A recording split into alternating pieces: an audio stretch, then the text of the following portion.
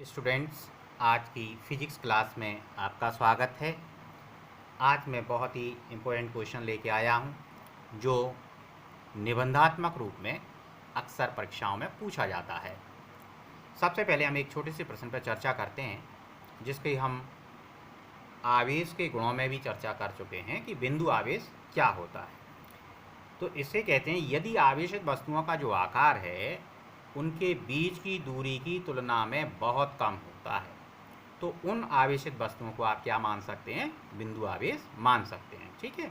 और वस्तु का समस्त आवेश है वो एक बिंदु पर केंद्रित मान लेंगे अगर उनका जो आकार है, उनकी जो डायमेंशन है वो उनके बीच की दूरी की तुलना में बहुत कम है, तब आप उन वस्तुओं को क्या मान सकते हैं? उन आवेशित वस्तुओं को क्या मान सकते हैं? बिंदु आवेश मान सकते हैं। चलिए अब एक इम्पोर्टेंट क्वेश्चन की ओर हम बढ़ते हैं। प्रश्न है कि दो बिंदु आवेशों के मध्य लगने वाले बल संबंधी कूलाम का नियम लिखिए। इसका नियम लिखना है, कूलाम का नियम लिखिए। इसके आधार पर एकांक आवेश को परिभाषित कीजिए। इस नियम के लागू होने की शर्तें लिखो। प्रश्न को बड़े सावधानी से पढ़ लें, एक बार फिर देख लो कि दो बिंदु आवेश किन किन के बीच में काम कर रहा है कूलाम का नियम? बिंदु आवेशों के बीच में काम कर रहा है। तो कूलाम का नियम लिखना है और इसके आधार पर आपको क्या परिभाषा निकालनी है? एकांक आवेश भी परिभाषित करना है। इसके साथ साथ ये नियम किन कंडीशंस में लागू होता है वो भी बात बतानी है। चलिए तो अब हम इस प्रश्न को देखते हैं। तो कूलाम के नियम अनुसार क्या बात कही कि दो बिंदु आवेशों के मध्य लगने वाला आकर्षण या प्रतिकर्षण बल। आकर्षण बल या प्रतिकर्षण बल, देखो आकर्षण कब लगेगा? जब दोनों आवेश कैसे हैं?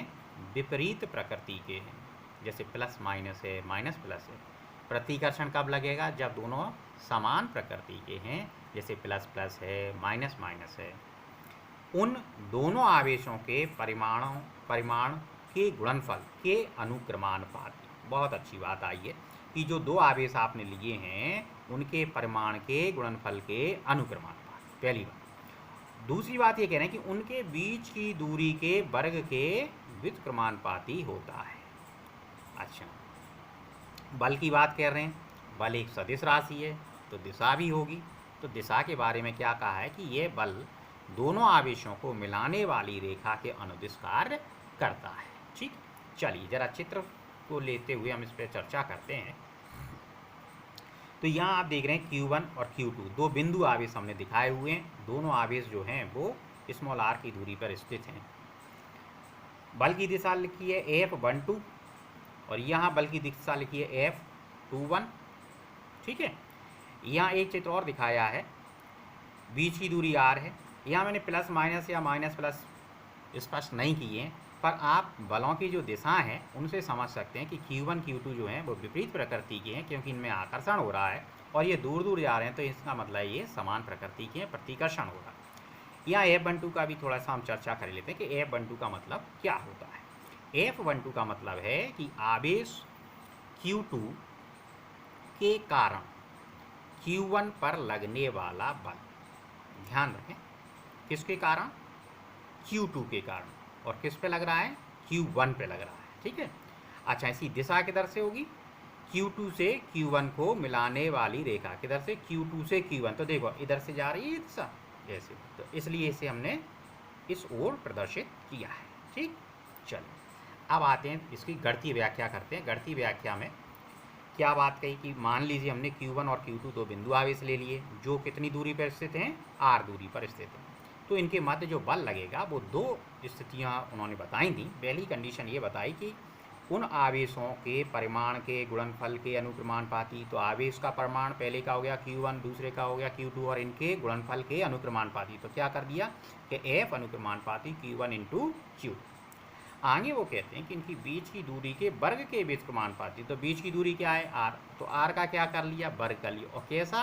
व्युत्क्रमानुपाती यानी उल्टा, तो 1/r²। तो F समानुपाती 1/r²। और F समानुपाती Q1 Q2। ये हमारे पास दो समीकरण आ गए। क्या क्या समीकरण आ गए? कि दोनों आवेशों के परमाणुओं के गुणनफल के समानुपाती और उनकी बीच की दूरी के वर्ग के व्युत्क्रमानुपाती। तो एफ समानुपाती 1/r², या क्या बोल सकते हैं कि एफ व्युत्क्रमानुपाती r²। ठीक, अब इन दोनों समीकरणों को मिलाकर हम लिख देते हैं। जब मिलाकर लिखेंगे तो क्या स्थिति बनेगी, ये देखिए, एफ समानुपाती Q1 Q2/r²। समानुपाती का चिन्ह हटाया, एक कांस्टेंट राशि ले ली स्मॉल ए, तो Q1 Q2/r²। इसको हमने क्या मान लिया, समीकरण। अब यहाँ ए जो है वो एक नियतांक राशि है और इसका मान किस किस पर निर्भर करेगा कि आपने आवेश कैसे लिए हैं, उनके बीच की दूरी क्या है, और साथ साथ उनके बीच का माध्यम क्या है, तो उस पर भी ये निर्भर करेगा। चलिए अब इसकी हम विभिन्न स्थितियों पर चर्चा कर लेते हैं। पहली स्थिति हम देख रहे हैं एसआई पद्धति में क्या बात हुई है, उस पर भी हम विचार यहाँ पे करते हैं कि एसआई पद्धति क्या है। इसमें हमने दो स्थितियाँ ली हैं कि पहली कंडीशन जब दोनों आवेशों के मध्य वायु या निर्वात हो। पहली कंडीशन में हमने क्या लिया है कि जो दो आवेश आपके Q1 Q2 हैं उनके मध्य क्या है, वायु या निर्वात है। ऐसी स्थिति में जो ए का मान होगा वो कितना हो जाएगा, 1/4πε0। ये जो है जो पूरा संख्यात्मक मान है, और ये संख्यात्मक मान कितना होता है, 9 × 10⁹ होता है। ठीक है, यहाँ तुम वैल्यू रख सकते हैं सभी की। 4 तो कांस्टेंट क्वांटिटी है ही, इसका रख दो 3.14, ε0 का रख दो 8.854 × 10⁻⁻12। जब आप इन सब चीज़ों को यहाँ रखेंगे तो आपको मान 9 × 10⁹ प्राप्त होगा। आप इसे वेरीफाई करके अवश्य देखें। ठीक है, यहाँ ε0 जो है एक नियतांक है जिसे निर्वात की विद्युतशीलता कहते हैं, और इसका मान जरा आप याद कर लेना, अक्सर फिल इन द ब्लैंक या मल्टीपल चॉइस में पूछा जाता है। ठीक, चलिए अब ये जो मान आपने प्राप्त किया है उसे हम समीकरण 1 में रख देते हैं। जो ए था, ए को हम समीकरण 1 में जब आप रखेंगे तो कितना आ जाएगा मान, F = 1/4πε0 Q1 Q2/r², और इकाई लगा दी न्यूटन। इसका मान संख्यात्मक भी था तो आप संख्यात्मक भी रख सकते हैं कि या F बराबर 9 × 10⁹ Q1 Q2/r² न्यूटन। ये आपका समीकरण 2 हो गया। काफ़ी उपयोगी समीकरण है, कई जगह हम इसका इस्तेमाल करेंगे तो इसे आप याद कर लें। चलिए अब हम दूसरी कंडीशन लेते हैं। F बराबर देख लिया 9 × 10⁹ Q1 Q2/r² न्यूटन। दूसरी कंडीशन ये है कि पहली कंडीशन में आपने वायु या निर्वात माना था, अब वायु या निर्वात नहीं ले रहे हैं, अब उसकी जगह कोई हम माध्यम रखते हैं। चलो तो देखते हैं कि जब दोनों आवेशों के मध्य वायु या निर्वात के स्थान पर कोई माध्यम रखा, तो अब ए की जो वैल्यू है कांस्टेंट क्वांटिटी वो हमने क्या मान ली, 1/4πε0। ε0 जो है किसी माध्यम की निरपेक्ष विद्युतशीलता है। अब एक यदि माध्यम का परावैद्युतांक k मान लिया, अगर हमने ये मान लिया कि दोनों आवेशों के बीच में हमने k परावैद्युतांक का कोई माध्यम रख दिया है, k बराबर होता क्या है कि ε/ε0। ये k जो है विमाहीन राशि होगी क्योंकि इसका जो अनुपात है वो समान राशियों का है। यहाँ से आप एप्सिलॉन का मान निकाल सकते हैं। तो ε0 जो है, यदि माध्यम का परावैद्युतांक क्या मान लिया, k, तब फार्मूला क्या बन गया, k बराबर ε/ε0। यहाँ से एप्सिलॉन का मान निकालेंगे तो ये ε0 के इधर मल्टीप्लाई हो जाएगा, कितना हो जाएगा, ε = ε0k। अब ये जो वैल्यू है वो आप यहाँ पे रख देते हैं। ठीक है, तो कितनी वैल्यू हो जाएगी कि a = हो जाएगा आपकी वैल्यू 1/4πε0k। अब पुनः इसे हम समीकरण 1 में रखे देते हैं तो आपके लिए फार्मूला आ जाएगा कि F = 1/4πε0k Q1 Q2/r² और न्यूटन। बहुत ही उपयोगी फार्मूला है, अक्सर इसे सवालों में यूज करेंगे। तो ये हमने अभी देखा कि एसआई पद्धति में क्या परिस्थितियाँ बनती हैं। अब हम देखते हैं कि सीजीएस पद्धति में कैसी वैल्यूज़ की निकल के आती है। पहली कंडीशन वही कि जब दोनों आवेशों के मध्य वायु या निर्वात, जब वायु या निर्वात की बात होती है तो जो कांस्टेंट क्वांटिटी स्मॉल a आपने मानी थी उसकी वैल्यू कितनी हो जाती है, 1 हो जाती है। और जब आप इसे समीकरण 1 में रखेंगे, समीकरण 1 को मैं फिर आपको दिखाई देता हूँ। समीकरण 1 ध्यान रखें, F = a Q1 Q2/r²। जब यहाँ 1 रख देंगे तो आपके पास क्या बचेगा, F = Q1 Q2/r²। और सीजीएस में मात्रा क्या होता है बल का, डाइन, तो हम यहाँ पे डाइन लिखते हैं। ये देखिए, आप दूसरी कंडीशन में क्या मान लें, वही कंडीशन मान ली कि अब वायु निर्वात नहीं है, अब कोई क्या मान लिया हमने, कोई माध्यम मान लिया है, और माध्यम क्या होता है वो k है। तो a = क्या हो जाएगा, 1/k। तो f की वैल्यू कितनी आ जाएगी यहाँ, 1/k Q1 Q2/r²। अच्छा एक बात और यहाँ ध्यान दें कि जो डाइलेक्ट्रिक कांस्टेंट है, परावैद्युतांक है जो k, वो डिनोमिनेटर में आ रहा है, हर में आ रहा है ना। तो इसका जो फोर्स है, जो बल लग रहा है, वो बल को कुछ ना कुछ वह कम अवश्य करेगा। ठीक है, ये भी बात आप थोड़ा सा ध्यान रखें। चलिए अब आते हैं, एक परिभाषा बनाते हैं। क्वेश्चन में लिखा था कि भाई एकांक आवेश को भी समझाइए, तो चलिए एकांक आवेश देखते हैं। अब इसके लिए हमने क्या माना कि यदि Q1 और Q2 जो आपने दो आवेश बिंदु आवेश लिए हैं उसको Q मान लिया, यानी समान आवेश मान लिया, और सजातीय मान लिए प्लस हैं, और R जो है वो कितनी दूरी पे है, 1 मीटर की दूरी पे रखे हैं। F का मान कितना मान लिया कि 9 × 10⁹ न्यूटन मान लिया। अब ये सारे मान आप समीकरण 2 में रखें। मैं एक बार दो समीकरण आपको दिखा देता हूँ। समीकरण 2 ये था कि F = 9 × 10⁹ Q1 Q2/r² न्यूटन। चलिए अब आप इसमें मान रखते हैं तो क्या वैल्यू आपके पास आएगी कि 9 × 10⁹, फिर फार्मूले का ही था 9 × 10⁹। Q1 की जगह भी Q रखना है, Q2 की जगह भी Q रखना है, और R की जगह पे क्या रखना है, 1।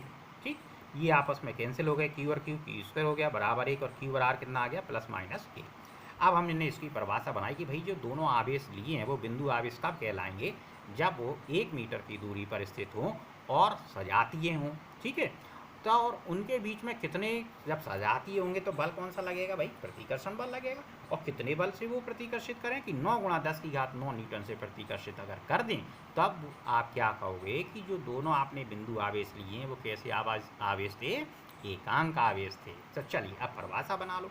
आप अपने मन से भी परिभाषा बना सकते हैं इसकी। ठीक है, तो अब परिभाषा क्या बनेगी, अतः एक कूलम वह आवेश होते हैं जो बराबर एवं सजातीय आवेशों को वायु या निर्वात में कितनी दूरी पर रखें, 1 मीटर की दूरी पर रखने से कितना बल से प्रतिकर्षित करना है, 9 × 10⁹ न्यूटन प्रतिकर्षित बल का अनुभव करते हैं। ठीक है, तो ये एकांक आवेश कहलाएंगे दोनों जो आपने बिंदु आवेश लिए हैं।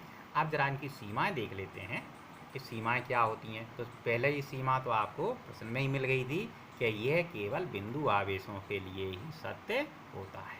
ठीक, दूसरी, यह नियम स्थिर आवेशों के लिए सत्य है, गतिशील आवेशों के लिए नहीं है। ये ध्यान रखना है, किस पे आवेश काम करता है, स्थिर आवेशों के लिए काम करता है।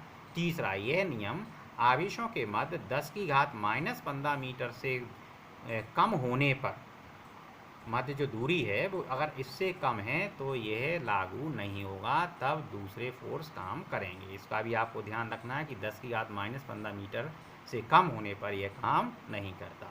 ठीक है, तो स्टूडेंट्स आज की क्लास हम यहीं समाप्त करते हैं। अगर आपको मेरा वीडियो पसंद आया तो ज़रूर इसे लाइक करें, शेयर करें और मेरे चैनल को सब्सक्राइब करें, जिससे आपको सबसे पहले मेरी वीडियो प्राप्त होती रहें। और मैं अति शीघ्र ही अगली क्लास के वीडियो लेके आऊँगा, कूलम के नियम पर आधारित न्यूमेरिकल्स लेके आऊँगा। तब तक के लिए धन्यवाद।